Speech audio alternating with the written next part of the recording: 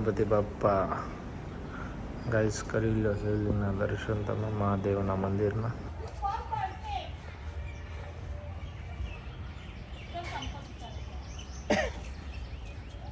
Timing બહુ ગજબ છે ગાઈસ આ ટ્રેન 2 વાગ્યાનું કીધું હતું એટલે ફીટ 2નો ટકોરો થયો ઉપડી ગઈ. જો હમણાં ઘડી આવે એટલે બતાવું જો કેટલા વાગ્યા 2.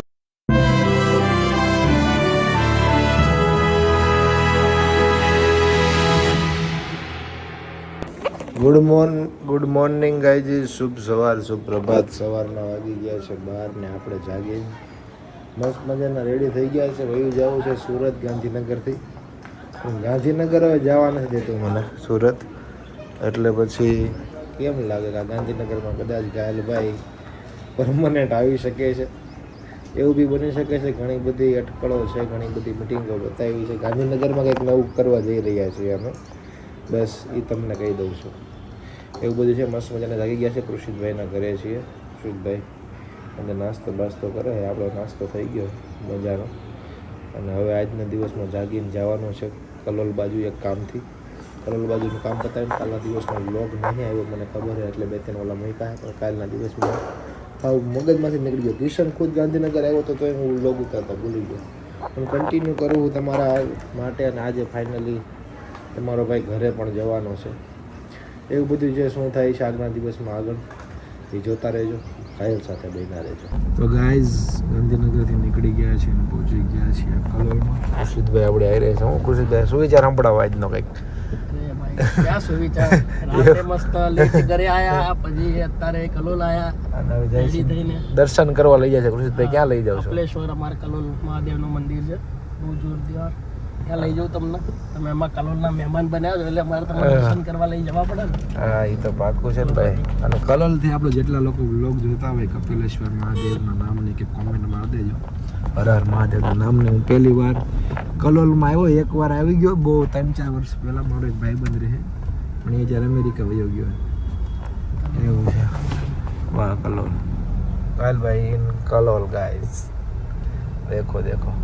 ખુશી સુવિચાર તો બોલવો જ પડશે મને. કાંઈક સમજા હવારમાં જાગીને પબ્લિક મારો બ્લોગ જોવે તો તમે એને કંઈક સુવિચાર તો કયો. પણ એટલું આવડતું હોય તો એકાદો સુવિચાર કહી દો. ગમે આપણે સ્કૂલમાં ભણતા હતા કેવો સુવિચાર લખ્યો હોય બોર્ડમાંથી એ કહી દો. હાલો, સ્કૂલમાં તો કેવું હતું, અમને બહાર જ ઉભા રહ્યા એટલે એવા સુવિચાર અમે વાંચ્યા નહીં.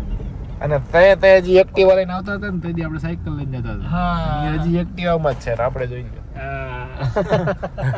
આ સુવિચાર છે ગાઈસ જિંદગીમાં. એટલે સમય ભણવા કરતા છે ને જિંદગીમાં કેમ ભણવું ને એ શીખવું જરૂરી છે. સમજ્યા તમે? મારે ભણવામાં બહુ 40% આવે, 38% આવે. મારે પહેલેથી એવું જ છે. બાપા કે પતાસું પડશે, પતાસું પડ્યું જાઉં, કાંઈ ઉપાધિ. ભાઈની ગાડી આકે હું બેઠો હું શાંતિથી. એટલે મીન્સ ભણતર કરતાં સંબંધ જરૂરી છે જિંદગીની અંદર. આજનો સુવિચાર આ હે. હવે હાલો તમને કરાવો મહાદેવના દર્શન. ગાઈઝ પહોંચી ગયા છીએ અમે કપિલેશ્વર મહાદેવ. બહુ જૂનું અને મંદિર છે, બહુ પૌરાણિક મંદિર છે, જાજા વર્ષો જૂનું છે. અને અહીંયા સ્વયંભૂ શિવલિંગ છે. મેં કીધું જો આવ્યા જ છીએ આટલે બધે સુરતથી આગળ, બાકી આપણે કીધું કલોલમાં કોઈ અગાવાલા તો છે નહીં. તો મેં કીધું બાને આવ્યા છીએ તો દર્શન થઈ જાય ને. જોરદાર મસ્ત વાઇબ છે ગાઈઝ. અંદર જઈને અમે દર્શન કરીએ મસ્ત મજાના. ફોન અલાઉડ હશે તો તમને શિવલિંગના દર્શન કરાવીશ. ચાલુ છે ને તો વાંધો નહીં ભાઈ. મસ્ત વાતાવરણ છે. ખાલી તડકો ઓછો હોત ને તો ત્યાં રોકાઈ જતું 3-4 દી. તમારે રોજનું આવવાનું થતું હશે ને ભાઈ? આવવાનું થાય ને રોજ. અમારા અહીંયા શિવરાત્રી એ બધા પૂજા બધું બહુ થાય. હા, જોરદાર ગાઈસ. તો તમારા બ્લોગ હાટો હું ક્યાં ફરું છું. તમે થોડુંક લાઈક બાઈક કોમેન્ટ બોમેન્ટ કરતા રહ્યો એટલે મજા આવે મને.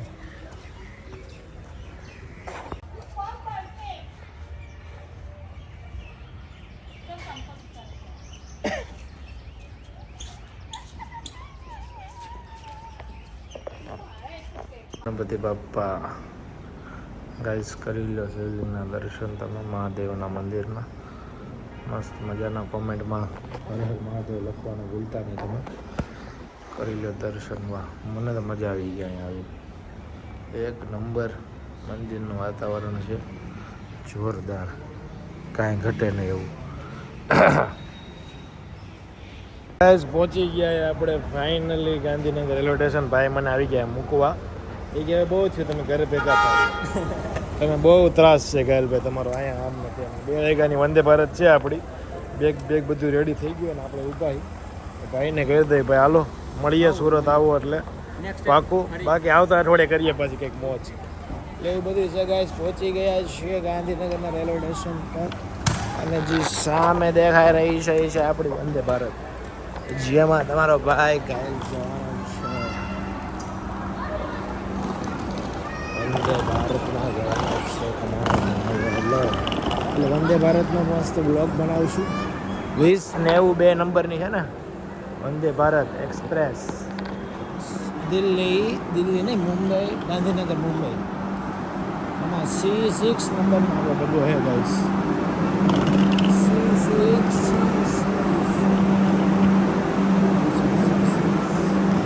છે આપણે one and only Vande Bharat એસી બે બાજુ સીટ આવે આમાં તો હામાં બેવાનું ઊંધાઈ બેવાનું અને એ આમાંથી બારીમાંથી જતો છે તમારા ભાઈની બારીવાળી સીટ છે આ ડબ્બો છે આપણો C6 નંબરનો और इसको दबाया दरवाजा આપોઆપ ખુલ ગયા વાહ વાહ ભારત સરકાર મારે વિડીયો જોતા હોય તો મને ઓલું કરો સાહેબ અને આ ફ્રીજ કહેવાય શું કહેવાય આને આ ફ્રીજ છે જેમાં પાણી ઠંડુ કરીને આપે અમે નીકળા ગટી લેકે ગાંધીનગરના રેલવે સ્ટેશન પર તમારો ભાઈ એના ડબ્બામાંથી બહાર આવી ગયો છે હવા ખાવા હજી તો ફીટ 2 વાગે ઉપડશે 1:34 થઈ છે એકચ્યુઅલી આપણે એસી બેસી ફાવે ને એટલે મેં કીધું અહીંયા બેસી શાંતિથી અને આને ઉપર છે ધ લીલા સ્ટેશનની માથે હોટલ ગાલભાઈ રોકાઈ ગયા તમે લોક તો જોવા દીધે ને આપણે આવી 20:09 2 વાગે ઉપડશે તો ગાઈસ આવું છે ટ્રેન તમે જોઈ લીધી સીટિંગ પીટિંગ ઘડીક દેવું એ પાજી કેસે હો મજા આવે મને આમ ગમે એને બોલાવી લઉં એવું છે હવે અંદર જઈને સુઈ જાય 2-4 કલાક મળીએ પાછા સીટની અંદર બારીવાળી સીટમાં થોડા વ્યૂ લઈ અને બધું કરીએ ચાલો ગાઈઝ મિલતે ડબ્બા કે અંદર ટાઈમિંગ બહુ ગજબ છે ગાઈઝ આ ટ્રેન 2 વાગ્યાનું કીધું એટલે ફીટ 2નો ટકોરો થયો ઉપડી ગઈ જો હમણાં ઘડિયાળ એટલે બતાવું જો કેટલા વાગ્યા 2 વાગ્યા ને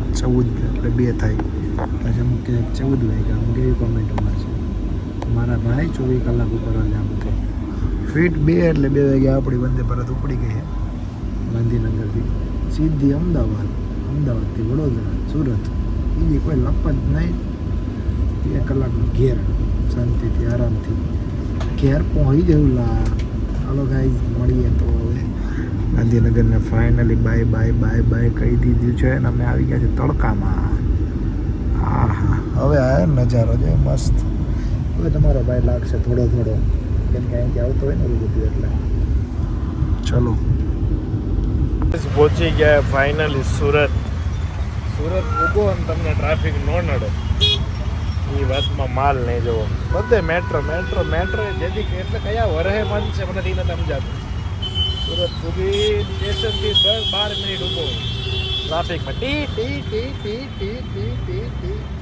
ઓરે મારીને નીકળી જ જવું બધાને ગમે ક્યાં જાઓ મારા ભાઈ બધા આમાં જોવો તો ખરો હવે ભાઈ શાંતિથી ઘરે જઈને આરામ કરશે 2 દિવસ એકચ્યુઅલીમાં થાકી ગયો હોય ને આ બધું ફરી પછી આરામ કરીને પાછી એકાદી નવી ટ્રીપ ગોઠવીએ કંઈક જવા કારવાનું તમને વ્લોગનું વચન આપ્યું છે નિભાવવું તો પડશે મારા કલેજા